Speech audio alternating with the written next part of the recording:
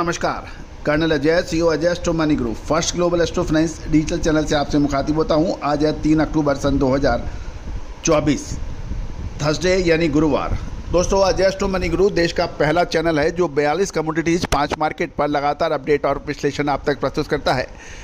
गले में यानी अनाज में आपको गेहूँ, मक्का, बाजरा, जौ, चावल और के ऊपर लगातार अपडेट और विश्लेषण देता है। दोस्तों, चावल पे जो हमारे पिछले अपडेट रहे वो काफ़ी हद तक सटीक साबित हुए। गेहूं, मक्का, बाजरे के अंदर भी हमारी अग्रिम अनुमान सही साबित होते देखे गए हैं। दोस्तों, पिछले सप्ताह भारत ने गैर बासमती चावल के निर्यात की अनुमति दी है तथा इससे पूरे वर्ल्ड में चावल बाजार में हड़कंप मच गई है और चारों तरफ गिरावट आ गई है। जानिए पूरी रिपोर्ट विस्तार से। दोस्तों, यदि आप हमारे चैनल पे पहली बार आए हैं और अभी तक सब्सक्राइब नहीं किया है तो चैनल को सब्सक्राइब, लाइक करना बिल्कुल ना भूलें, साथ साथ शेयर भी कीजिएगा। खबर निकल के आ रही है कि भारत दुनिया का नंबर 1 अनाज निर्यातकों, विशेषकर चावल निर्यात में अपना स्थान रखता है। गरीब एशियाई और अफ्रीकी देशों को अधिक किफ़ायती आपूर्ति सुनिश्चित करने में मदद करने के लिए भारत ने चावल के निर्यात को अनुमति देने के बाद इस सप्ताह वैश्विक चावल की कीमतों में ज़बरदस्त गिरावट देखने को मिली है। गौरतलब है कि पिछले सप्ताह गैर बासमती चावल के निर्यात की अनुमति प्रदान की गई थी और अधिक स्टॉक से उत्साहित उबले चावल पर निर्यात शुल्क 10% की कटौती का भी निर्णय उसके बाद आया था। गौरतलब है कि इस महत्वपूर्ण निर्णय के बाद निर्यातकों से बात करने पर पता लग रहा है कि थाईलैंड, वियतनाम और पाकिस्तान जैसे चावल के प्रमुख सप्लायर ने भी अपने चावल की निर्यात कीमतों को कम कर भारत के साथ कंपटीशन किया है। हर कोई बाज़ार में अपनी स्थिति बनाए रखने के लिए कॉम्पिटिटिव रहना चाहता है। पिछले साल भारत द्वारा सफ़ेद चावल के निर्यात पर प्रतिबंध लगाने और उबले चावल के निर्यात पर 20% एक्सपोर्ट ड्यूटी लगाने के फैसले के बाद वैश्विक स्तर पर चावल की कीमतें 15 साल के उच्चतम स्तर पर पहुंची थी। पिछले साल भारत द्वारा लगाए गए निर्यात प्रतिबंधों ने वियतनाम, थाईलैंड, पाकिस्तान और म्यांमार जैसे चावल एक्सपोर्टर्स को बाज़ार में हिस्सेदारी बढ़ाने का एक मौका भी मिल गया था और ग्लोबल मार्केट में बाज़ार में चावल 15 साल के उच्चतम स्तर पर देखे गए थे। सोमवार को भारत की 5% टूटी हुई उबली किस्म की कीमतें $500 से $510 प्रति मेट्रिक टन थी, जो पिछले सप्ताह $530 से $536 थी, जो घटकर $500 से $510 हो गई है। भारतीय 5% टूटा हुआ सफ़ेद चावल लगभग $490 की अब भारतीय एक्सपोर्टर पेशकश कर रहे हैं।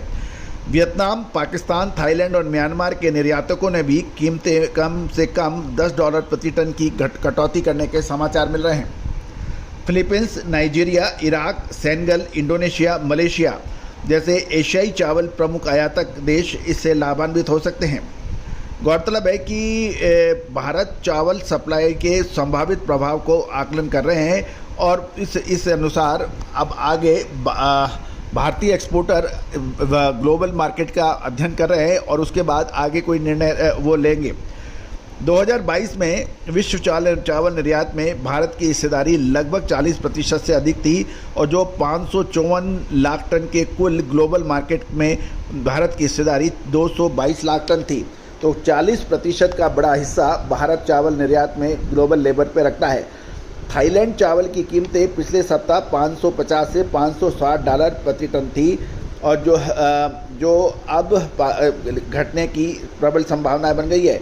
थाई चावल निर्यातक संघ के मानक अध्यक्ष के अनुसार बाजार में सप्लाई बढ़ने के कारण थाईलैंड के चावल निर्यात की कीमतों में बड़ी गिरावट की संभावना है, लेकिन ये गिरावट की सीमा थाई मुद्रा की फ्लक्चुएशन पर भी कुछ निर्भर करेगी। कुल मिलाकर ये तय है कि ग्लोबल मार्केट में अब भारत कमर कस मैदान में आ गया है। फुल फ्लैश सप्लाई होगी, फुल फ्लैश माल सप्लाई एक्सपोर्ट होगा। इससे भारतीय चावल निर्यातकों को भी फ़ायदा होगा, किसानों को उनकी उपज का भरपूर लाभ भी मिलेगा।